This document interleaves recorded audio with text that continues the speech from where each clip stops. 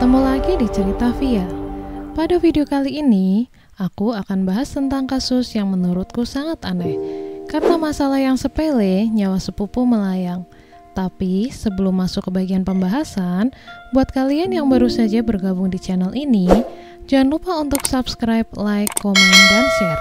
Dan nyalain lonceng notifikasinya, biar kalian gak ketinggalan video terbaru dari aku. Seorang ibu terus memanjatkan doa untuk anaknya yang sudah setahun tidak ada kabar. Ia masih menaruh harap bahwa Arya benar-benar bekerja di kota Nunukan dan bisa berkumpul lagi bersama keluarganya. Arya Gading Ramadan adalah siswa SMK kelas 2 yang tinggal di perumahan PNS Juwata Permai, Tarakan, Kalimantan Utara. Arya adalah anak pertama dari 3 bersaudara. Ia tinggal bersama ibu dan kedua adiknya. Kedua orang tua Arya telah bercerai sejak beberapa tahun yang lalu.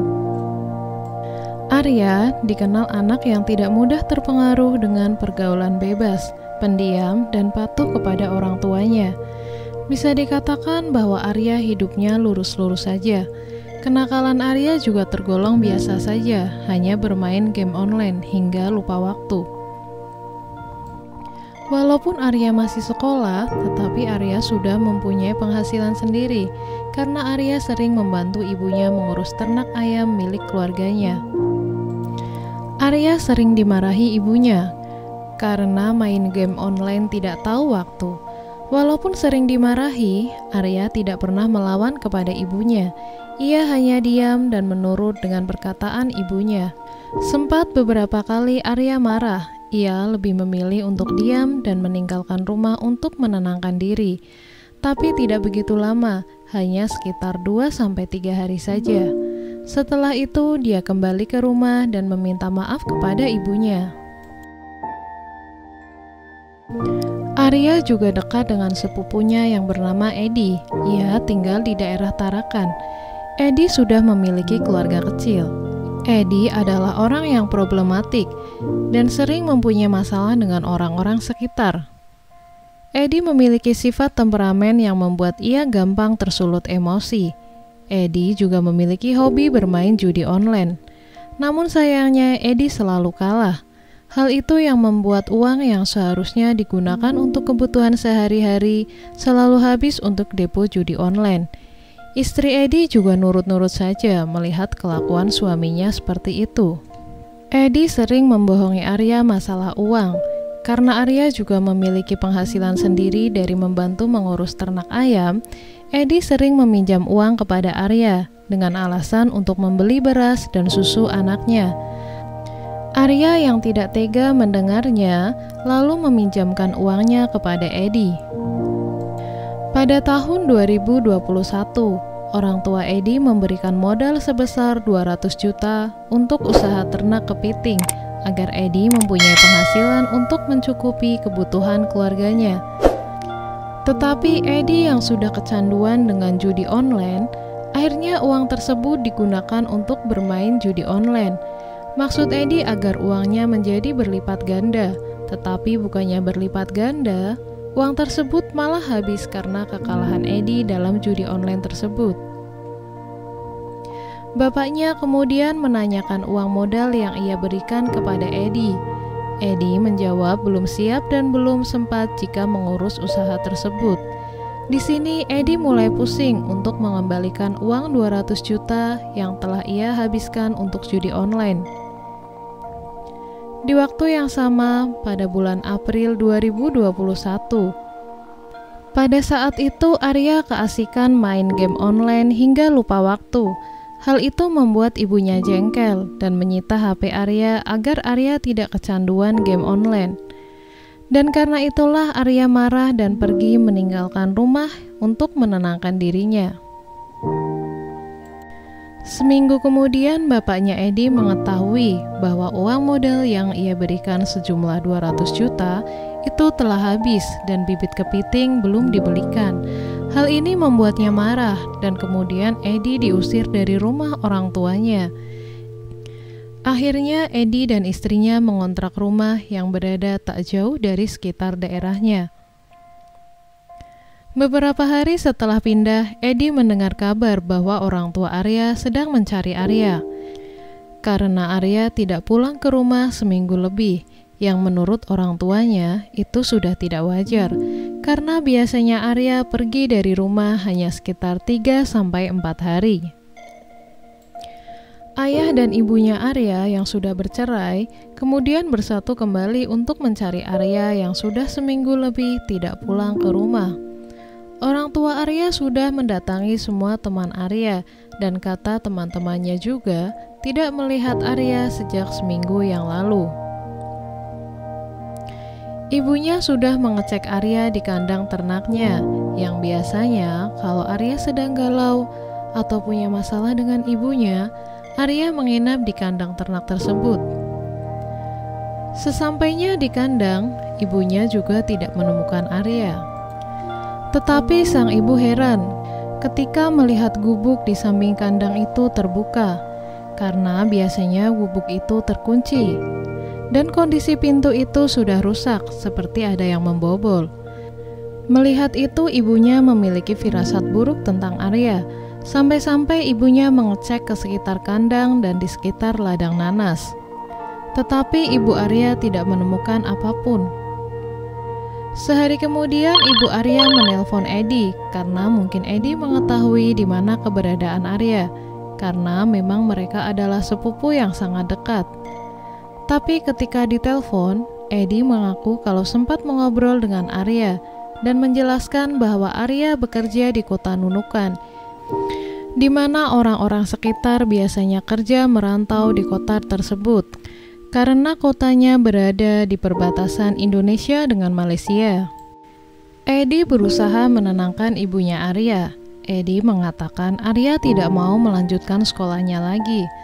Hal ini membuat ibu Arya agak tenang, karena percaya mendengarkan penjelasan dari Edi, meskipun masih banyak kejanggalan yang dirasa mengganjal, karena sang ibu tahu persis bagaimana sikap dan sifat anaknya.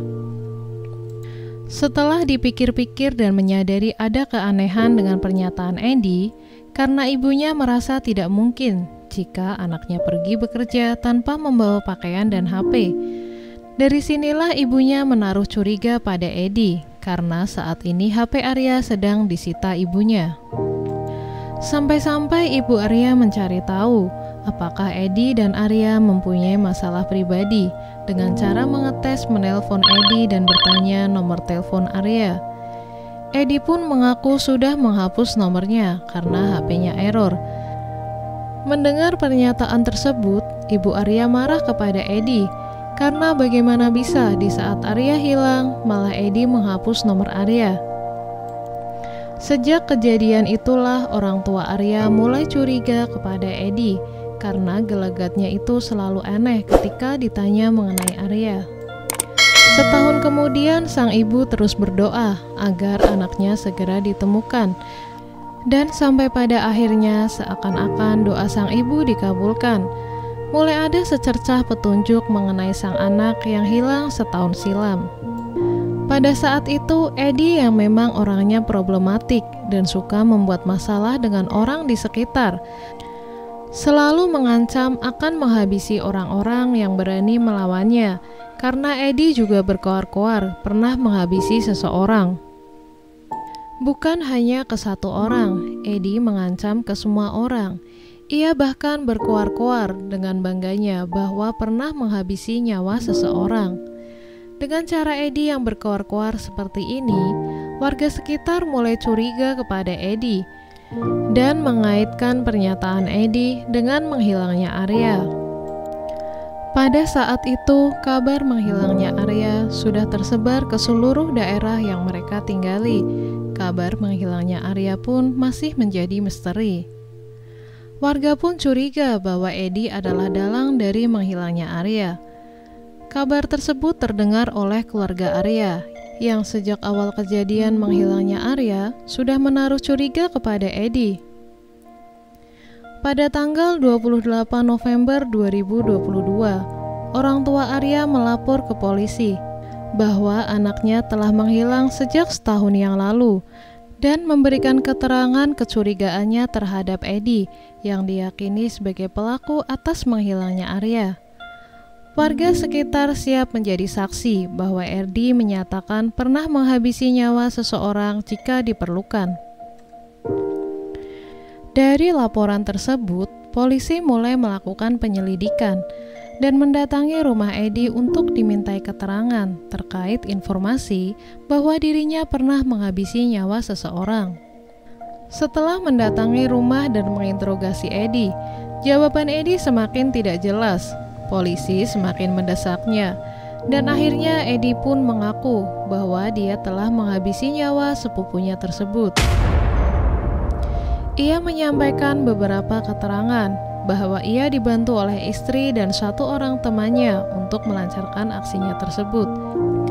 Edi juga memberikan petunjuk bahwa jasad Arya dimakamkan di tengah perkebunan nanas di dekat kandang ternak ayam milik keluarga Arya. Setelah polisi mengetahui petunjuk jika Arya dimakamkan di tengah perkebunan nanas, polisi langsung mengevakuasi jasad Arya.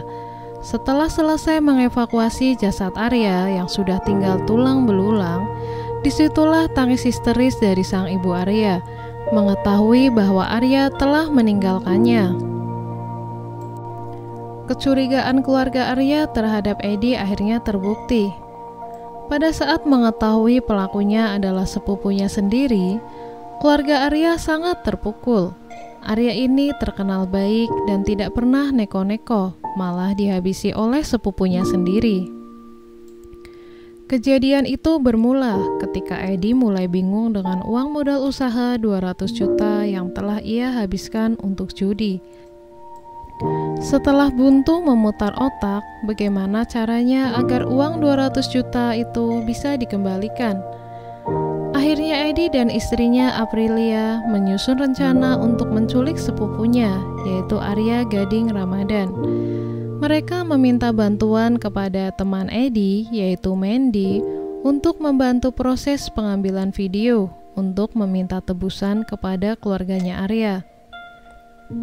Setelah membuat rencana, Edi dan istrinya mulai memantau gerak-gerik Arya di sebuah kandang ternak yang dimana berada tak jauh dari rumah Arya. Karena Arya sering sekali berada di kandang ternak sendirian mengurus ternak, dan situasi di kandang ternak pun juga sepi. Disitulah mereka akan melancarkan aksinya.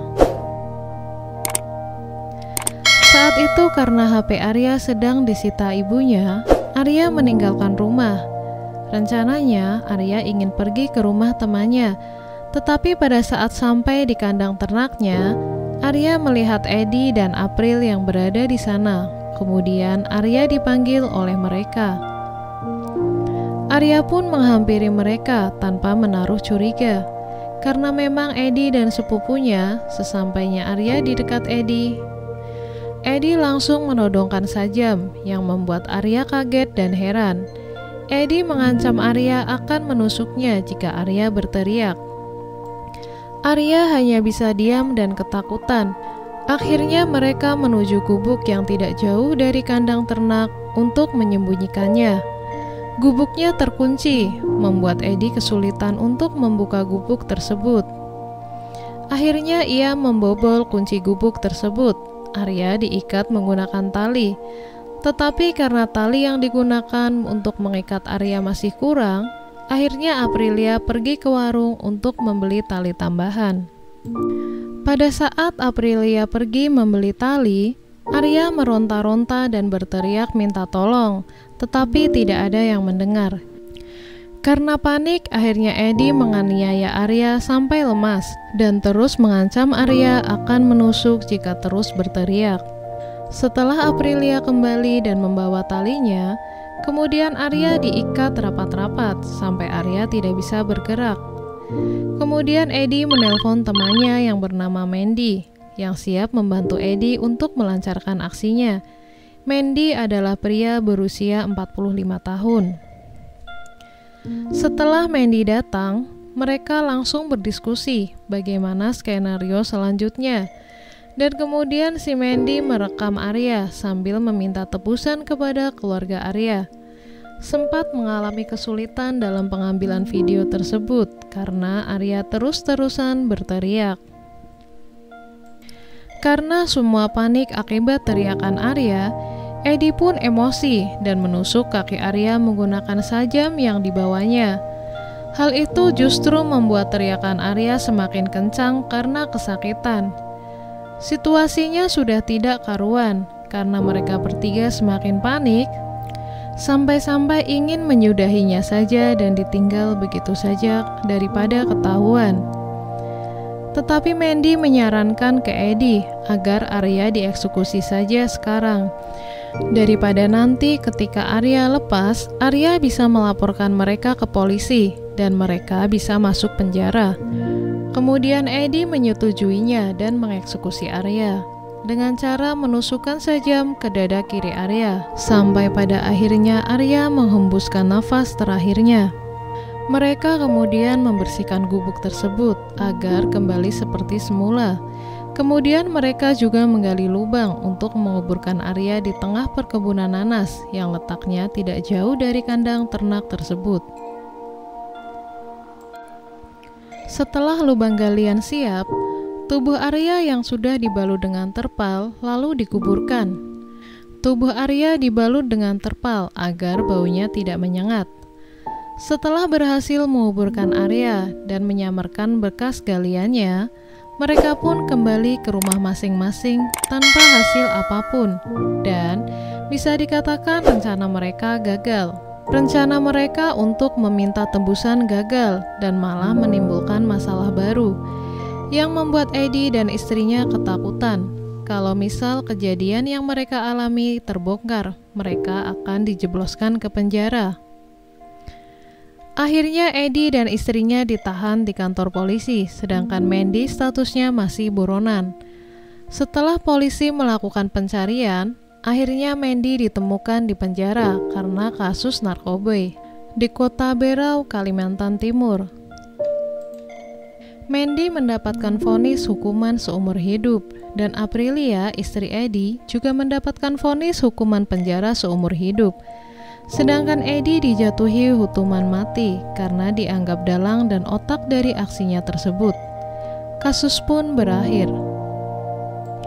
Oke guys, itu tadi cerita Arya Gading Ramadan yang dihabisi oleh sepupunya sendiri karena ingin mendapatkan uang dari keluarganya, dan jasadnya baru ditemukan setahun kemudian. Sungguh tragis. Semoga itu menjadi hukuman yang setimpal bagi para pelaku. Dan untuk Arya, semoga tenang di sisinya. Dan untuk keluarga Arya, semoga diberikan ketabahan dan keikhlasan hati. Untuk kalian yang memiliki pendapat dan informasi lebih lengkap, bisa banget nih komen di kolom komentar. Sekian video dari saya.